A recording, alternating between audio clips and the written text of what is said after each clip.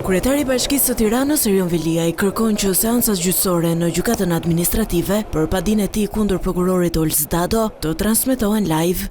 Ai ka dërguar një shkresë zyrtare gjyqtarit të çështjes Hasbi Balliu, ku thekson se diçka e tillë është e parashikuar në ligj dhe se kërkesa e tij lidhet vetëm me zbatimin në praktik.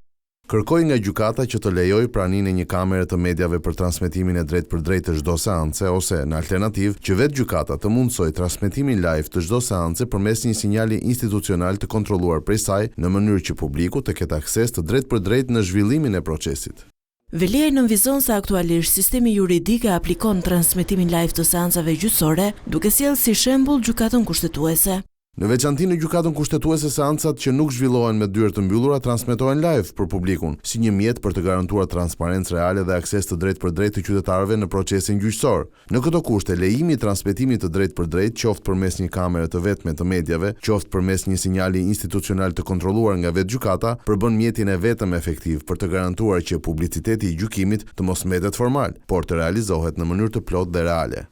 Erion Velia i ka hapur një proces gjyqësor në gjykatën administrative për të kundërshtuar emërimin e Olz Dados si prokuror, duke akuzuar këtë të fundit se ndaj tij ka bërë hetim me porosi.